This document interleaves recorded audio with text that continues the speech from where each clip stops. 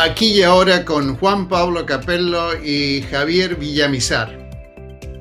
Escasean quienes en Tecno Latino no se hayan cruzado con Javier.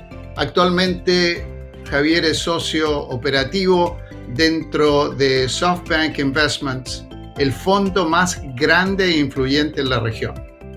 Antes de sumarse a SoftBank, Javier ocupó los más altos cargos en compañías como BrightStart, Greensill, Capital, y desde SoftBank, Javier trabaja diariamente asesorando a empresas emblemáticas como Rappi de Colombia, Ualá de Argentina, Créditas y Quinto Andar de Brasil. Aquí y ahora es un podcast auspiciado por PAG Law, especialista en Venture Capital. La pregunta aquí y ahora es, ¿qué acciones llevan a cabo? ¿Y qué piensan los líderes de Tecno Latino acerca de cómo enfrentar esta crisis de COVID-19? Aquí y ahora ofrece tips para los emprendedores, los inversionistas y los hinchas de Tecno Latino. Aquí y ahora con Juan Pablo Capello y Javier Villamizar. Bueno, Javier, muchísimas gracias por acompañarnos hoy día. Juan, a ti muchísimas gracias por tenerme acá. Es realmente un placer, un gusto de conversar contigo y de ver un poquito la visión de los dos de cómo se maneja esta crisis, cómo nos está afectando y cómo miramos para adelante, que es lo más importante. Bueno, Javier, tengo que decir que yo te tengo una envidia sana, no solamente porque tienes bastante más pelo que yo, pero por el hecho de que tú levantas todos los días ahí en ese puesto en SoftBank y tienes el gusto de colaborar y trabajar y ayudar a la verdad casi los Olympic athletes del mundo del emprendimiento, escalar sus compañías. O sea, en América Latina entiendo que tú trabajas con Rappi de tu querido país natal, Colombia, con Ualá de la Argentina, con Créditas en Brasil, Quinto Andar en Brasil, o sea, con todos estos unicornios. O sea, tú tienes una visión, yo sé que también trabajas con muchos emprendedores que están recién arrancando también, pero ¿cómo lo están tomando en general estos Olympic athletes de la región, estos unicornios? Mira, en general, tanto en Latinoamérica como en el resto del mundo, obviamente esto fue una sorpresa que los ha afectado en todas las estructuras de su organización. Y la mayoría de estos emprendedores que son ambiciosos, que tienen estas ganas de hacer, pues que como tú los defines, atletas olímpicos, porque son seres superdotados, nunca habían en su cabeza imaginado que esto podía llegar a pasar y nunca habían tenido una experiencia similar, ¿sí? Si no sé, en tu caso, en el caso de la gente que trabajó contigo en Patagon, en mi caso, pues nosotros vivimos la crisis del 2000, la del 2008. De Claro. alguna manera sabemos cómo el mundo se transformó por eventos que estaban fuera del control nuestro, ¿no? Incluso septiembre 11 también nos afectó en muchos aspectos. Pero la mayoría de estos emprendedores, y yo diría 90%, nunca habían visto algo similar, o de pronto lo habían visto en un caso de Harvard, o lo habían visto en las noticias, Claro. pero nunca habían sabido cómo No lo han vivido en carne y hueso. cómo vivirlo en carne y hueso. Y yo creo que en sus planes de contingencia, si existieran, porque la mayoría de estas empresas todavía tienen tantas cosas de qué preocuparse que un plan de contingencia no necesariamente es la primera prioridad. Si hubiera existido, no hubiera sido una catástrofe como Claro. lo que se está viviendo. Entonces, para ellos es la primera vez que tienen que enfrentarse con tomar una decisión con respecto a dejar de crecer, tomar una decisión con respecto a salir a la calle a defender su negocio y a pedirle al gobierno que les deje operar, como en el caso de la gente que hace delivery de comida, tratar de mostrarle a la opinión pública que están cumpliendo con los estándares sanitarios para que puedan seguir operando. Es la primera vez que a estas empresas les toca, en muchos casos, decir, mira, tengo que despedir o tengo que poner en licencia no remunerada a decenas, cientos y en algunos casos miles de personas. Impresionante. Este tipo de mensajes, tú que conoces bien al emprendedor, ellos no tienen como un DNA, no tienen como una formación para hacerlo, ¿no? Estas son personas que siempre las hemos escuchado hablar de crecimiento, hablar de planes, de futuro, de aceleración. Y hoy algunos de ellos están eh, poniendo algunas de sus empresas en modo de hibernación, porque hay empresas donde la demanda Mm. completamente se ha caído porque la gente está en la casa, la gente no viaja, la gente no está utilizando transporte público. Hay muchos modelos de negocio que dependen de eso. Hay otros modelos de negocio que se han visto potencializados por la crisis. Si tú estás en el negocio de entregar Claro, mercados y comida, pues tu negocio se ha disparado. Y entonces los challenges son diferentes, porque entonces eh, venías con un plan de crecimiento operativo que asumía un crecimiento del 2, del 4, del 8 veces lo que hacías el trimestre anterior o el año anterior. Y de la noche a la mañana tu demanda se multiplica por 4, por 8, por 10 en 2 semanas. claro. Entonces, operativamente ahora tienes que hacer un scaling completamente diferente, completamente no planeado. Vas a tener un montón de restricciones en tu cadena de suministro, en la cantidad de empleados que tienes, porque también tus empleados son parte de la crisis. Entonces hay empleados que tú quisieras tener 20 más, contratar 100 más para cumplir la demanda, pero pues estos empleados están limitados a también a ayudar a su familia, a quedarse en la casa. Entonces, hacer el scaling en la parte de atrás de estas empresas, que la crisis de alguna manera las beneficia, es otro reto gigantesco que ellos están experimentando.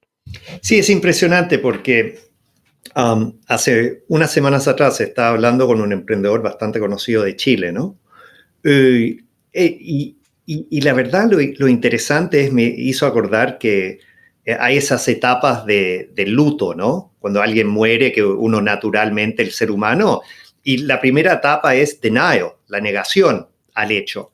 Y un poco el comentario de este emprendedor, de joven emprendedor, fue un poco, bueno, aquí a un par de meses, cuando ya haya bajado la marea, un poco como que las cosas van a volver a otra normalidad, por una normalidad, pero asumiendo de que esto era una cosa de aguantar y apretar el cinturón un par de meses. Yo le dije, mira, flaco, tú me ves como pelado y agachado y un poco cansado después de 20 años en el campo de batalla del emprendimiento en América Latina. Tenemos que acordarnos que cuando vendimos Patagon, el Nasdaq estaba en 5.000, casi 6.000. Un año después, el Nasdaq, el índice de las compañías de tech más prestigiosas en los Estados Unidos, había bajado de 6.000 a 700. Pero lo que la gente se olvide es que 10 años después, en el 2010, estaba en 2.000, estaba en ni 3.000. Ujú, O así sea, es. 10 años después, el Nasdaq valía la mitad de lo que había valido 10 años antes. Así es. O sea, esto, y obviamente hay, como en todo crisis, en todo cambio radical, hay algunos ganadores y otros posibles perdedores si es que no cambian sus modelos de negocio, etc. Obviamente para las compañías que están con negocios un poco premiados ante esta crisis, la entrega de comida a domicilio, mercancía a domicilio, los Zooms de este mundo con eventos virtuales, etc. Bueno, ellos sí tienen como dirían los argentinos, el flor de problema Así es. de manejar un crecimiento en momentos de guerra, ¿no? Pero hay que reconocer que no sé, el 80% de los negocios, si es que no hagan unos cambios importantes a su modelo de negocio, o sea, no van a prosperar y de repente hasta se van a fundir. O sea, yo sé que ustedes, en su cartera en SoftBank, ¿cuántas compañías tienen dentro de la cartera, por ejemplo, a nivel mundial? SoftBank a nivel mundial debe tener inversiones en más de 300 compañías. Ya, perfecto. Y tú como una persona enfocada en el equipo de crecimiento y el apoyo hacia compañías del portafolio, ¿con cuántas compañías tienes un contacto? Unas 40 o 50 compañías son lo que más o menos uno tiene como el ancho de banda para poder trabajar con ellas, ¿no? Ya. Y la situación con la mayoría de compañías es, y el mensaje que le damos en general al emprendedor y el que le doy a las compañías a las que yo hago un poco de coaching y de mentoring es, yo creo que esta crisis hay que verla en dos time frames. Uno, el de ahorita. El ahorita es una cuestión de supervivencia, es una cuestión de ajustarse rápidamente a la realidad, no esperar, sino ajustarse a la nueva realidad y vivir el hoy. Y de alguna manera también estar pensando en cómo va a ser el negocio en un año, en 18 meses. Anticiparse a lo que va a pasar en 2 semanas, en 3 meses o en 6 meses, me parece que es un ejercicio realmente inútil, porque creo que lo que más nos ha mostrado esta nueva crisis es el tema de incertidumbre. Claro. Es el tema de vivir en incertidumbre.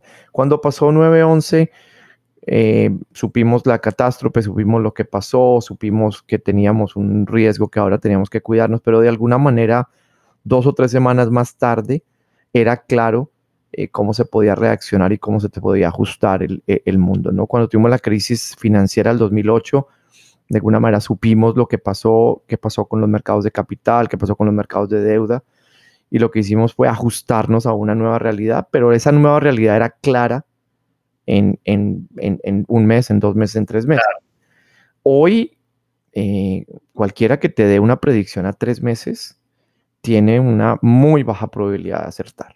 Y lo hemos visto porque la gente pensaba unas cosas en enero y hoy las cosas que piensan son completamente diferentes.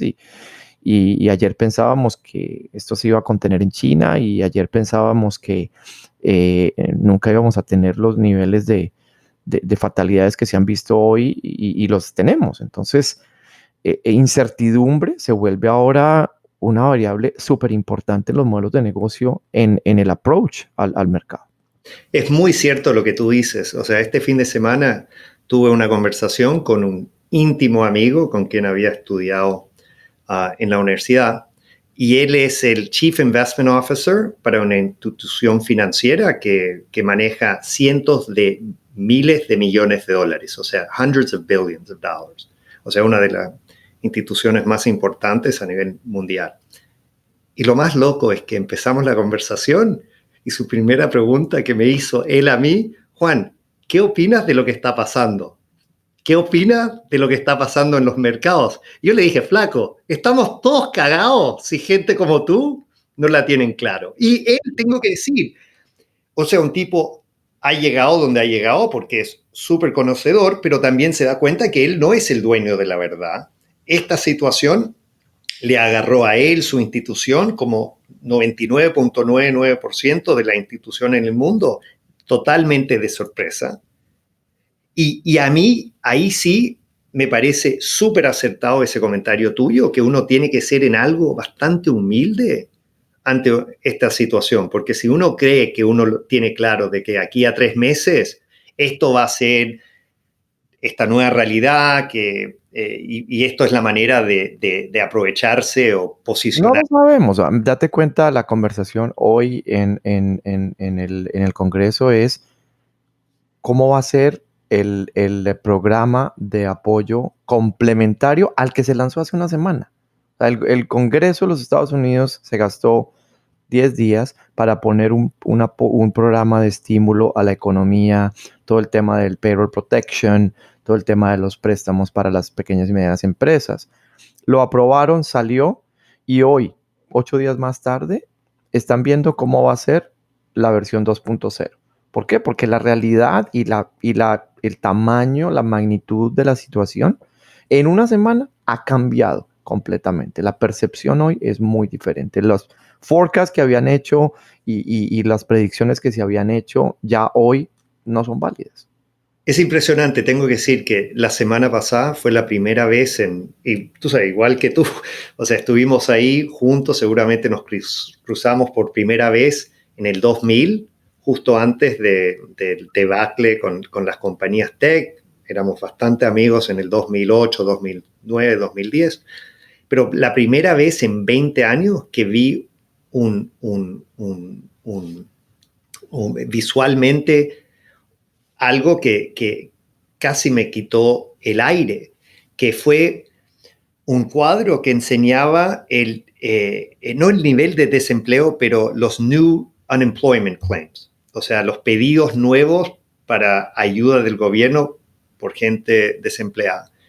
El monto máximo semanal que los Estados Unidos había sufrido habían sido 650,000 personas pidiendo desempleo, apoyo. Unemployment benefits. Ajá. Claro, unemployment benefits. La semana antepasada era 6.9 millones de personas, o sea, más que 10 veces lo que había sido el récord anterior en una semana. O sea, yendo a lo que tú dices, realmente, como se dice en inglés, uncharted waters. Completamente. Mira, es súper simpático incluso en tema de cómo el gobierno estaba tan poco preparado para esto. Todos los días, yo creo que si te pones a ver las noticias aquí en la Florida, ves la situación que está viviendo el estado de la Florida para manejar esos claims. Claro. Tienen un sistema que se construyó seguramente hace 20 años, que estaba diseñado para, no sé, 50,000 personas al mes haciéndolo en el estado de la Florida, claro, por exagerar. Y hoy tienes, como tú dices, 5, 6, 8, 10 veces ese volumen.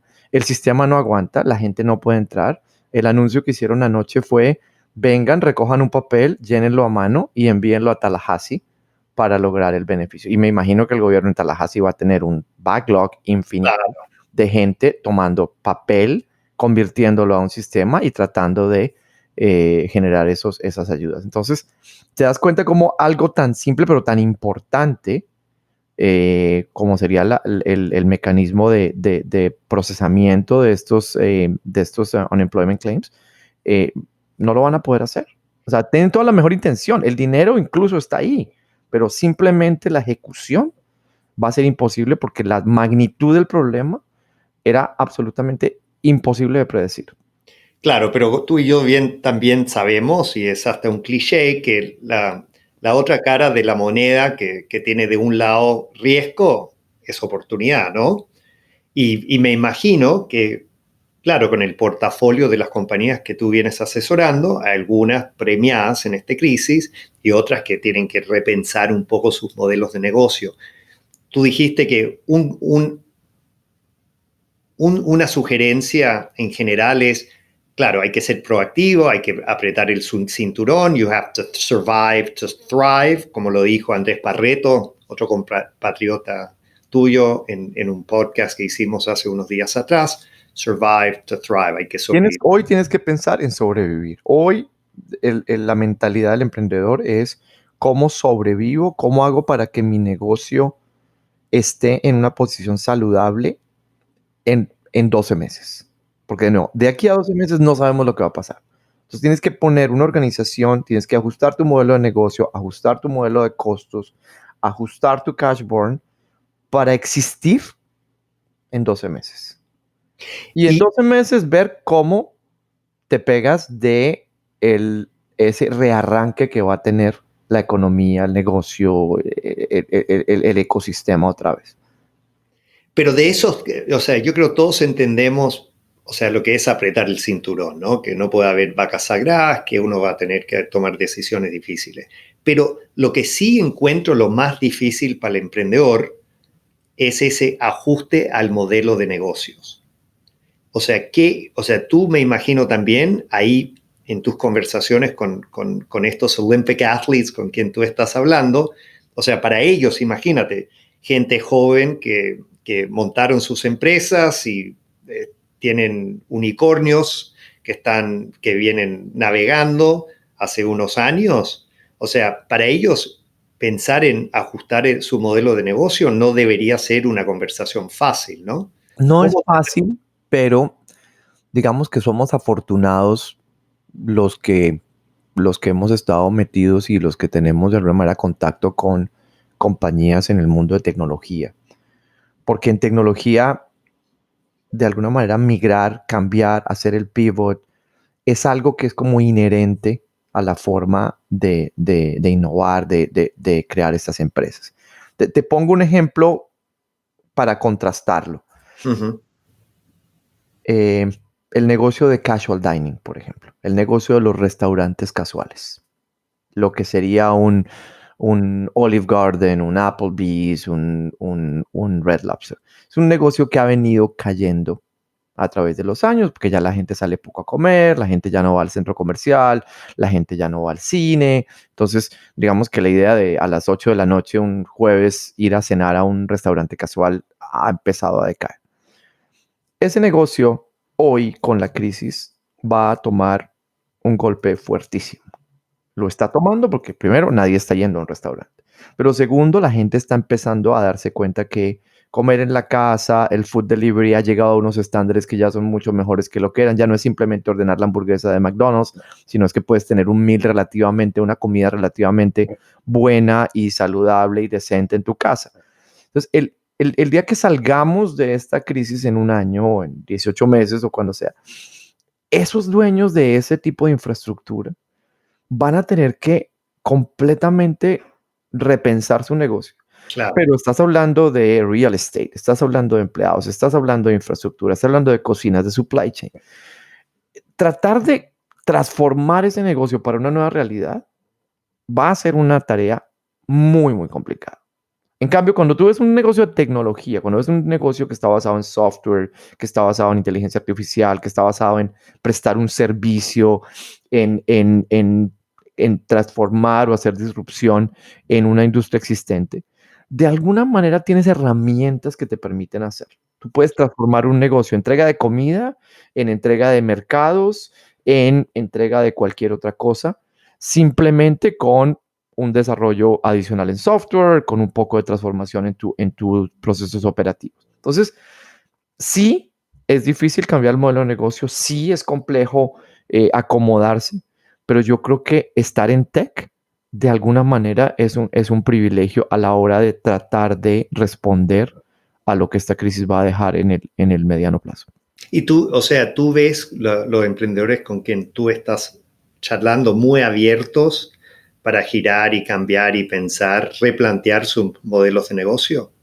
Sí, yo creo que el, el- las ganas de hacerlo están, la actitud está, eh, cada uno lo hace a su manera, ¿no? Dependiendo cómo su negocio se afecta. Si un negocio de fintech, por ejemplo, que haga préstamos a pequeña y mediana empresa, es un negocio que se va a disparar en términos de demanda, pero vas a tener también un problema en el tema de oferta, porque vas a tener que fondear esto y el fondeo de muchas de estas cosas se va a complicar, los estándares de underwriting van a cambiar, la disponibilidad de capital puede moverse hacia otros sectores, entonces van a tener un reto diferente y ya de pronto la idea de ir a mercados de capital para fondearse ya no es tan interesante y más bien vale la pena ir y ver qué es lo que el gobierno está haciendo y ver cómo se vuelven un canalizador de las ayudas del gobierno. Entonces, el modelo de negocio puede ser el mismo, prestarle dinero a una pequeña y mediana empresa,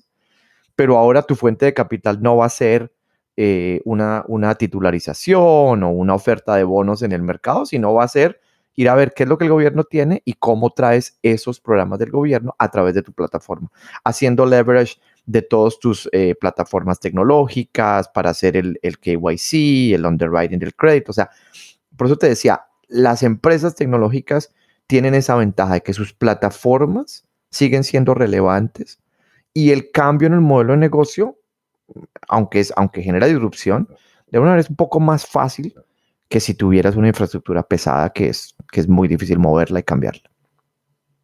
Y tocaste ahí un par de veces el apoyo del gobierno. Obviamente todos estamos, por lo menos aquí en los Estados Unidos, pendientes de los 2 trillones de dólares que ha puesto sobre la mesa el gobierno de los Estados Unidos.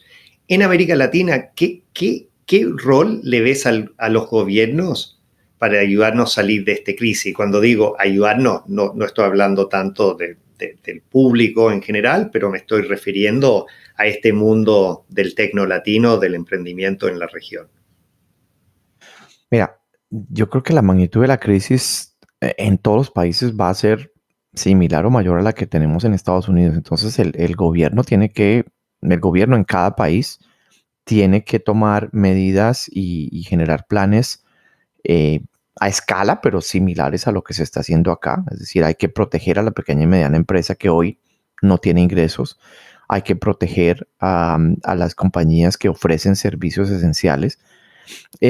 Las compañías de tecnología en Latinoamérica, de alguna manera, una gran cantidad de ellas se han vuelto servicios esenciales, se han vuelto generadores de empleo o de, llamémoslo así, trabajo, para no meternos en el tema legal.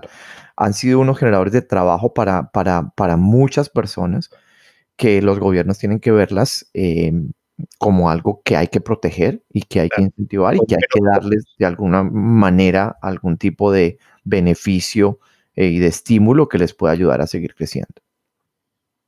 No, muy interesante eso. Oye, y hablando de otros jugadores, ¿te parece que, obviamente, de repente no para las compañías que un fondo tan institucional como SoftBank ha fondeado, pero para las compañías que le siguen a esa categoría de empresa, ¿te parece que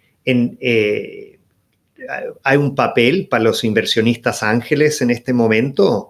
Para seguir apoyando, para mentoría? ¿Qué mensaje le darías a los inversionistas ángeles que pueden tener un portafolio de 3, 4, 5, 10 empresas a las cuales le vienen invirtiendo en los últimos años? Yo creo que si tú eres un inversionista ángel y estás metido en esta etapa temprana de las compañías, de alguna manera tienes que hacer un análisis primero del portafolio y ver cuáles de esas compañías realmente tienen la posibilidad de sobrevivir, sus modelos de negocio pueden transformarse de manera que se ajusten a la nueva realidad.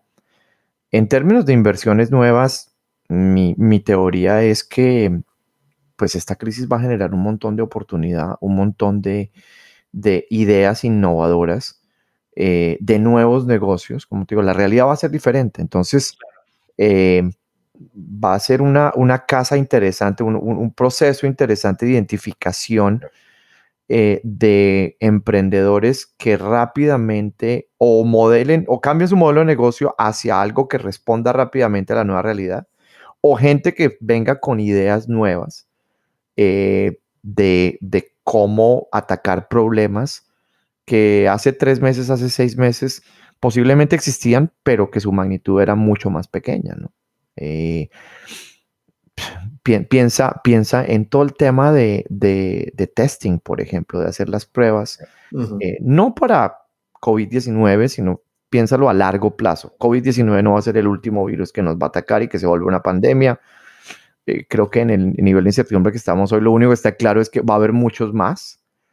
Entonces, imagínate emprendedores que puedan venir con ideas de cómo podemos hacer esto utilizando tecnología, cómo podemos hacer, de alguna manera, ayudar a que la sociedad vuelva a una estabilidad utilizando tecnología con el tema de testing, si vamos a manejar las cosas a domicilio, si vamos a colocar lugares donde podamos hacer este testing para que la gente pueda entrar a los aeropuertos, a las oficinas. O sea, va a haber un montón de cosas allí, todo el tema de tracing, volver el tema de los contactos que a veces mucha gente decía, mi privacidad me preocupa, no sé quién es, quién, no quiero que la gente sepa dónde estoy y no estoy.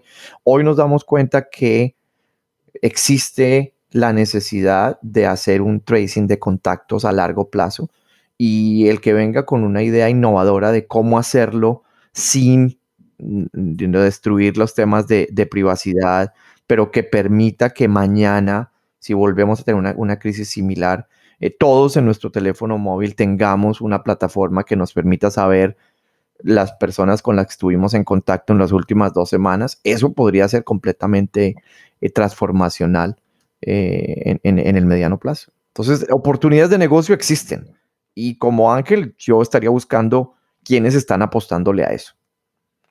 No, muy interesante. Mira, quiero pasar unos minutos de este tema macro, ¿no? Al tema personal. Oye, cuéntanos, ¿cómo te ha afectado esta situación que estamos viviendo todos ahora, tu rutina tú antes, o sea, yo pensaba que yo viajaba un montón, yo por lo menos me estaba pegando los piques norte-sur, ¿no? Hacia América Latina y a veces a Los Ángeles y Silicon Valley. Tú lo pasabas viajando entre América Latina y Asia.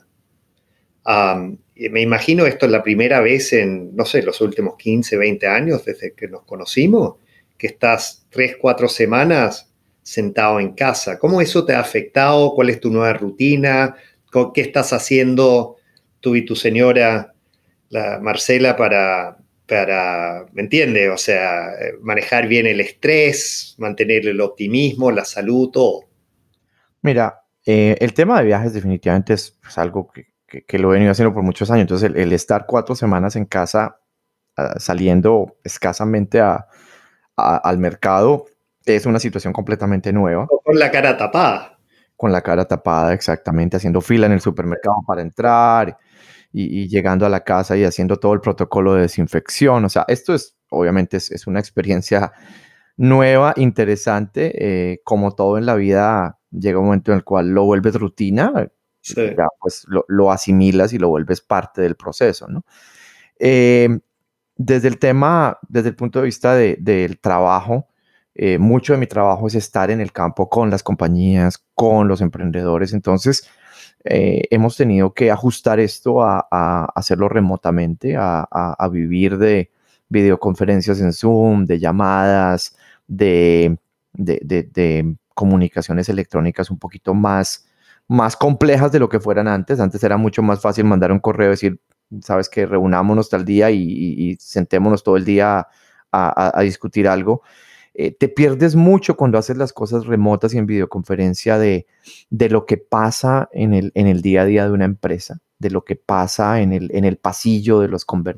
conversaciones. Eso no lo tienes y tienes que de alguna manera tratar de suplantar eso porque es importante tener esas señales también cuando trabajas con estas compañías. Desde el punto de vista personal, eh, Antes de entrar en lo personal, te quería hacer una pregunta ahí. ¿Qué te sorprende por bien y por mal, no? O sea, gente como tú y yo, igual estamos acostumbrados a hacer video conferences, no todos los días para todas las reuniones, ¿no? Pero era una tecnología con quien veníamos trabajando hace 10 años. no es Pero, nuevo y sabíamos perfectamente que era Zoom y Skype y Teams y todo esto. claro, pero eso dicho, más allá de que uno obviamente pierde ese olfato que te da estando en una oficina, viéndole la cara a la gente que trabaja ahí, si se ve estresada, demasiado cómoda, etc. Hay otras cosas que te ha sorprendido, que han funcionado mejor. O sea, te digo, por ejemplo, en mi caso,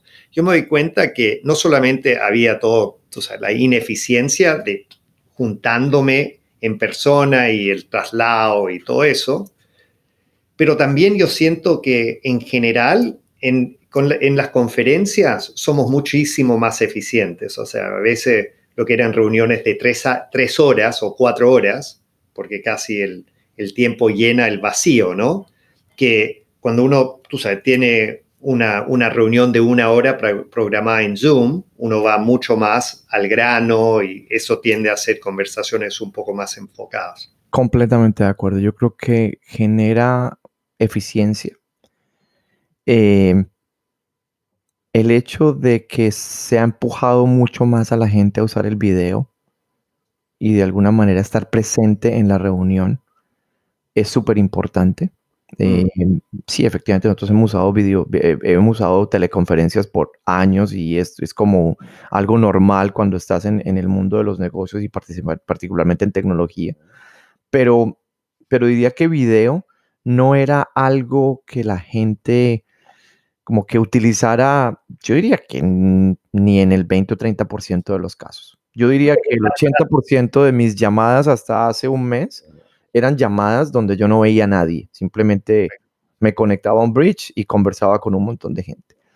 Y mi queja siempre a ese modelo fue que es imposible, y sobre todo para ciertas personalidades, conseguir la atención de la gente, ¿no? Cuando no te están viendo, cuando no estás viendo, cuando estás, tienen una imagen enfrente tuya de otras personas, el que es un poco distraído se pone a hacer 18 cosas.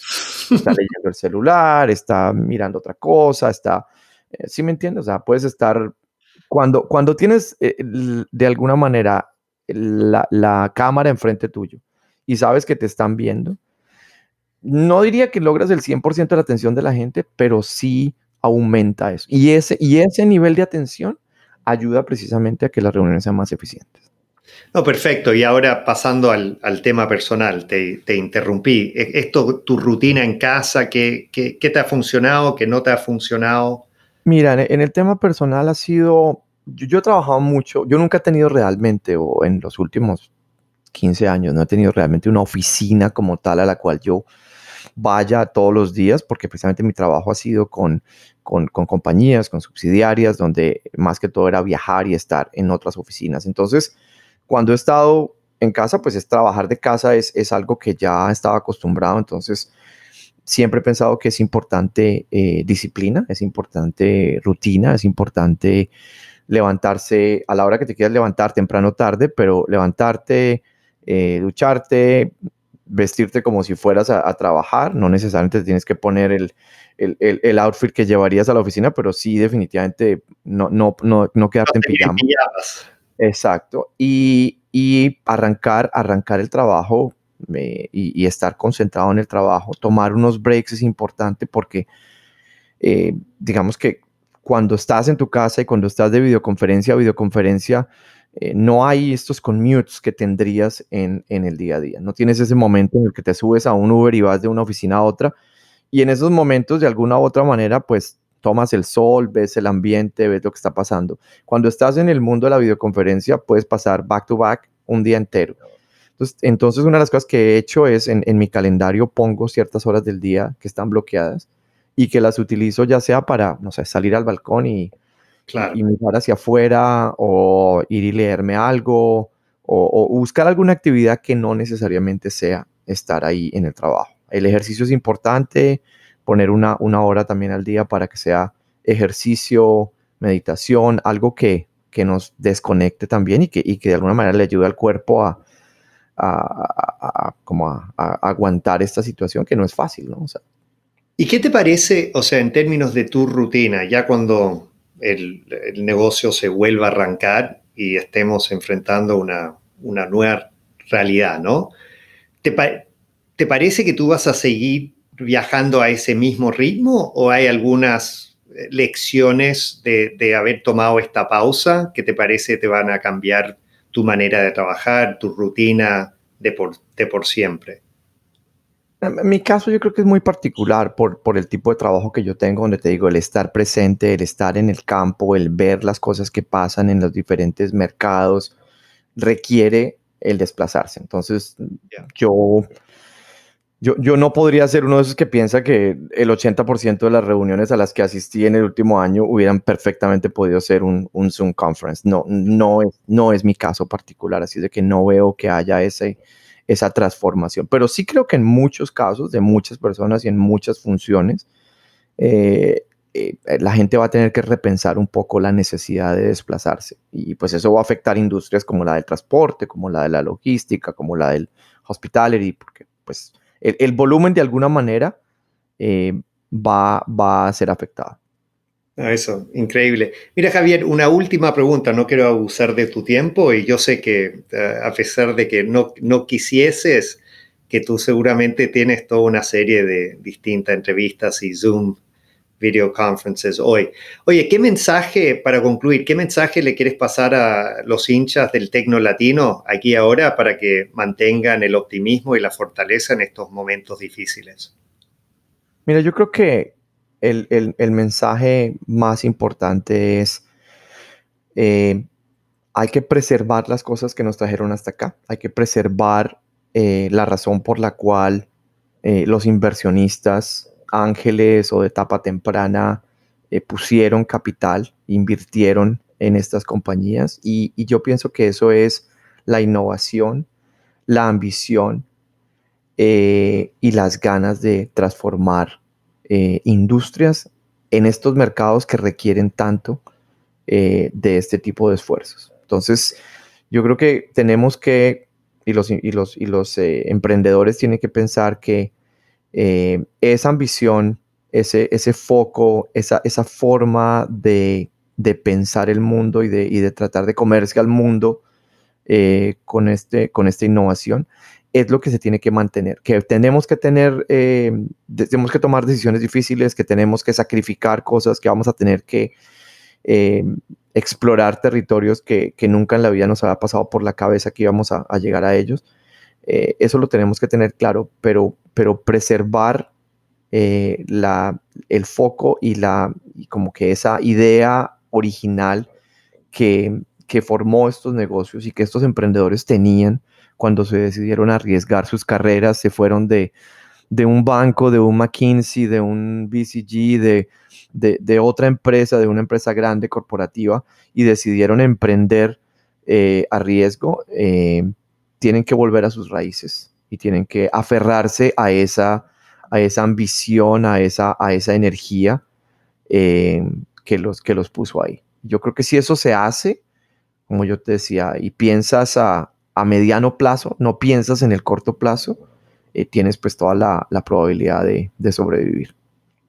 Mira, Javier, muchísimas gracias. La verdad, como arranqué diciéndote tengo una envidia sana, tengo también una envidia sana por tu claridad de pensamiento, tu optimismo y por el norte que nos estás enseñando todos los días. O sea, muchísimas gracias a nombre propio, a nombre de todo el Tecno Latino. Juan, gracias a ti y definitivamente creo que además es una iniciativa súper interesante. Te felicito por hacerlo. En estos momentos es importante escuchar los puntos de vista de otros, escuchar, yo no sé si llamarlo consejos, pero por lo menos las opiniones de otros en cómo la cosa la debemos enfrentar. Y yo creo que lo que tú estás haciendo aquí, el contenido que estás poniendo, es muy útil. Le permite a la gente escuchar diferentes opiniones, escuchar diferentes puntos de vista y de alguna manera hacerse su propia opinión y su propia forma de soportar esta situación. Y yo creo que todos necesitamos eso, todos necesitamos un poquito de estimulación intelectual escuchando a otros, ahora que de alguna manera, aunque estemos hiperconectados, digamos que la soledad es algo que es muy prevalente en este tiempo. Bueno, oye, hablando de la conexión, te mando un gran abrazo virtual. Muchísimas gracias por habernos acompañado, gracias por esas palabras. Y hasta que no te pueda dar un abrazo en persona, te mando uno virtual. Un abrazo de gol, amigo. Este fue otro programa de Aquí y Ahora, auspiciado por PAG Law, especialista en Venture Capital. Hasta pronto.